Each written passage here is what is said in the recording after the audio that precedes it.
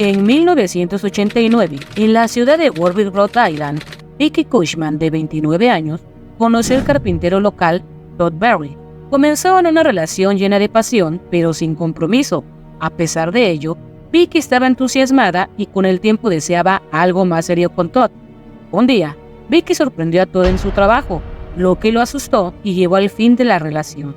Vicky trabajaba en una tienda de artículos para buceo, cuando un día ingresó un cliente llamado Scott Jornoff. Este último, recién nombrado jefe del equipo de buceo en el departamento de policía de Warwick, contaba con 27 años y destacaba por su atractiva apariencia. Desde el primer momento, Vicky se sintió atraída por él, a pesar de que era un hombre casado. Movida por su interés y sin preocuparse por el estado civil de Scott, al día siguiente, Vicky llamó a la estación de policía preguntando por él, haciéndose pasar por alguien que requería ayuda en un caso de violencia doméstica. Solicitó expresamente la presencia de Scott en su domicilio. Scott, sorprendido al escuchar su nombre en la llamada y sin saber que se trataba de la trabajadora de la tienda que había conocido anteriormente, acudió al lugar indicado para investigar el supuesto problema. Al llegar, Scott descubrió que la situación no tenía nada que ver con violencia doméstica. Vicky lo invitó a pasar y en ese momento sedujo a Scott, quien cedió a la tentación, dando inicio a una relación clandestina entre ambos. Un día, Todd, el ex de Vicky, apareció inesperadamente en la tienda buscándola, pero ella lo rechazó, afirmando que ya tenía novio porque estaba comprometida seriamente en su relación con Scott. Con el tiempo, Scott puso fin a la relación extramarital que mantenía con Vicky. Deseando retomar su vida cotidiana, Scott y su esposa Rhonda asistieron a una fiesta repleta de alcohol junto a otros policías. Scott se excedió con las copas, lo que incomodó a su esposa Rhonda, quien le pidió que se fueran a casa. Ante la presión de Rhonda, Scott se molestó, expresándole que deseaba quedarse más tiempo y que si quería irse, lo hiciera sola. Molesta, Rhonda se retiró del lugar. Después de algunos tragos más, Scott, sintiéndose inquieto, también abandonó la fiesta, informando a sus amigos que se dirigía a casa. A la mañana siguiente, Vicky no se presentó a trabajar, algo inusual, dado que nunca faltaba. Preocupado, un compañero de trabajo fue a buscarla a su casa para verificar que todo estuviera en orden. Fue entonces cuando descubrió el cuerpo de Vicky, con un tono azul en su piel y un charco de sangre en la cabeza. Al llegar la policía, encontraron en la escena del crimen un extintor con manchas de sangre, supuestamente el arma homicida. También observaron una ventana abierta con el mosquitero retirado, señal de que alguien había ingresado por ese medio. Inicialmente se sospechó de un intento de robo que salió mal, pero luego los policías hallaron una carta dirigida a Scott. La situación se volvió más compleja al descubrir que la carta había sido escrita por la víctima, revelando el secreto romance que ambos habían mantenido durante un tiempo.